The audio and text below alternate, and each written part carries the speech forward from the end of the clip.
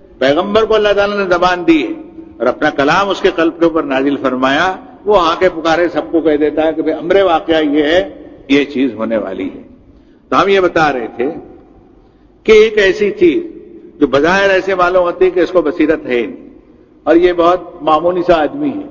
اور اسے قرآن ابھی سمجھا بھی لیں گے تو کون سا بڑا پریورتن اور کون سی بڑی تبدیلی اس میں آ جائے گی۔ تھوڑی دیر سے شام میں یا کل صبح ہم سے بات کر لیتا، اتنے بڑے بڑے چودھری بیٹھے ہوئے ہیں، ان سے بات ہمیں کرنے دیتے اور بیچ میں پوچھ پرچھ نہ کرتے تو اچھا تھا۔ یہ کوئی ناواجبی بات نہیں تھی، رسول اللہ صلی اللہ علیہ وسلم کی ناگواری بالکل واجبی تھی، لیکن رب تعالیٰ نے اس کا نوٹس لیا اور قرآن مجید میں سورت شریفہ اتری۔ یہ عبداللہ ابن ام مکتوم نام کے صحابی ہیں جو رسول اللہ صلی اللہ علیہ وسلم سے پوچھ پرچھ کر رہے تھے۔ آپ کو ناگوار گزرا اور رب تعالیٰ نے جب قرآن شریف نازل فرمایا تو کڑی کوٹ سب کو معلوم ہو گیا، پھر مدنی زندگی میں تو ہزاروں لاکھوں لوگوں کو معلوم ہو گیا اس شخص کے ایک مجلس میں آنے کے سبب اور بار بار سوال پوچھنے کے سبب رسول اللہ صلی اللہ علیہ وسلم کو ناگواری ہوئی اور یہ صورت شریفہ اتری، ایسے سب کو معلوم ہو گیا۔ اس زمانے میں لوگ قرآن سمجھ کر پڑھتے تھے تو سب کو پتہ لگ گیا تھا کہ یہ آدمی ہے جس کی وجہ سے رسول اللہ پر یہ گویا رب تعالیٰ کی طرف سے کلام نازل فرمایا گیا۔ اب جو اس میں سوچنے کی بات وہ یہ ہے کہ اس صورت شریفہ کے نزول کے بعد عبداللہ بن ام مکتوم تو لمبی زندگی انہوں نے بھی پائی اور رسول اللہ صلی اللہ علیہ وسلم سے آخری دور تک ان کا ساتھ رہا۔ جب بھی آتے تو رسول اللہ صلی اللہ علیہ وسلم اٹھ کر کے کھڑے ہو جاتے اور ان کو ویلکم کہتے، ان کو مرحبا کہتے۔ چنانچہ روایتوں میں جو الفاظ ہیں انہیں سن لیجئے کہ مرحمم بمن آتبنی فیہ ربی، سواگت ہے اس شخص کا، میں ویلکم کہتا ہوں اس آدمی کو اور میں استقبال کرتا ہوں اس کو جس کے بارے میں میرے پروردگار نے مجھ پر پوچھ پرچھ کی، میرے پروردگار نے مجھ سے پوچھ پرچھ کی کہ تو نے ایسا کیوں کیا اس نابینا کے ساتھ میں، ان کی طرف توجہ دینی تھی، ان چودھریوں کی طرف تم نے دھیان نہیں دینا تھا۔ اب سنیے آگے کی بات کہ فرماتے ہیں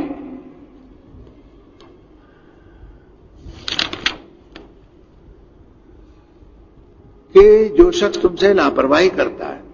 بلاؤ تو آتا نہیں، بولو تو سنتا نہیں، سمجھاؤ تو سمجھتا نہیں، نرمی سے کہو تو بھی ہیکڑی کرتا ہے،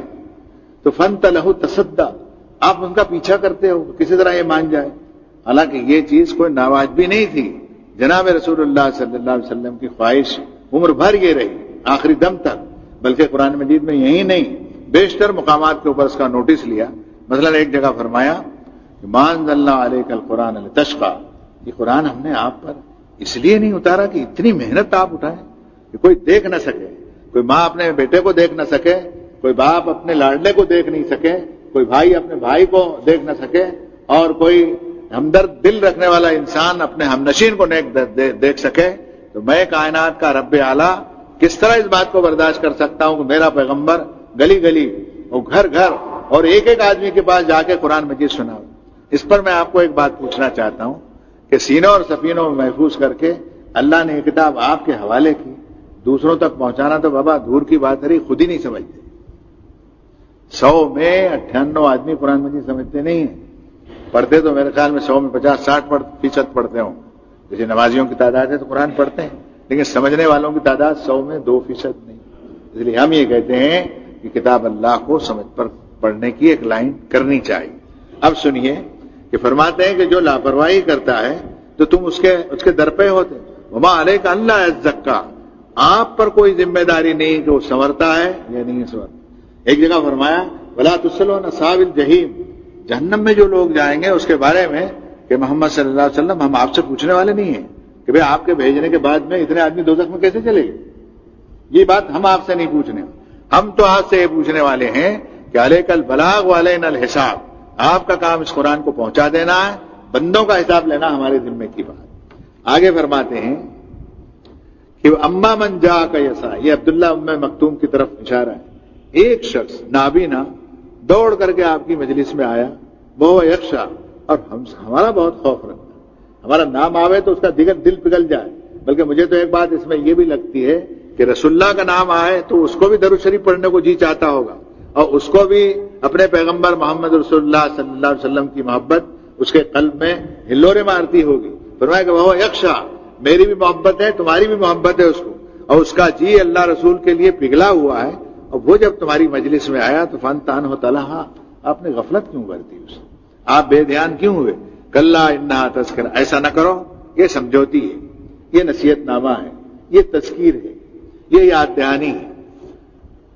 فمن شاء ذکرہ، جس کا جی چاہے اسے یاد کر لے، فی صحف مکرمہ، یہ آیت قرآن مجید میں اسی مقام کے اوپر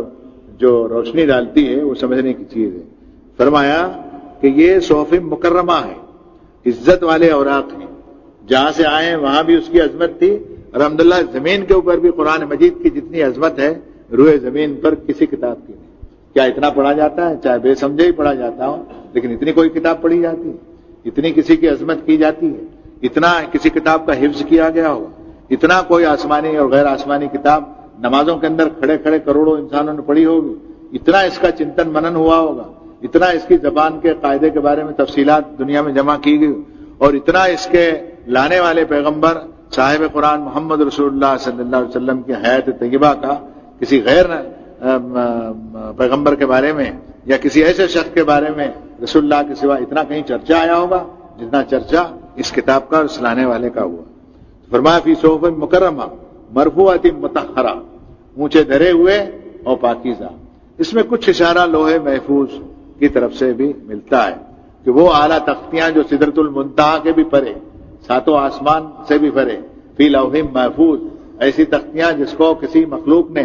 کسی جیودھاری نے چھوا نہ ہو، ان تختیوں میں جو کلام رب تعالیٰ نے لکھ کے رکھا ہے اس کا ایک حصہ محمد صلی اللہ علیہ وسلم کے قلب کے اوپر آئے، تو ظاہر بات ہے کہ کتنا بڑا انقلاب آنا چاہیے، اور الحمدللہ آیا۔ دنیا نے اس انقلاب کو اپنی آنکھوں سے دیکھا کہ ایک تنہا ایک شخصیت نے، محمد رسول اللہ صلی اللہ علیہ وسلم نے 23 برس کی مدت کے اندر 2.5 لاکھ مربع میل کے اندر وہ انقلاب، میں تو کہتا ہوں انقلاب بھی بہت ہلکا لفظ ہے، ایسا اصلاح معاشرہ کا ماحول پیدا کیا کہ دنیا انسانیت میں اس کی نظیر نہیں مل سکتی، اور یہ سب قرآن مجید کا اور صاحب قرآن کی سنت کا فیض تھا۔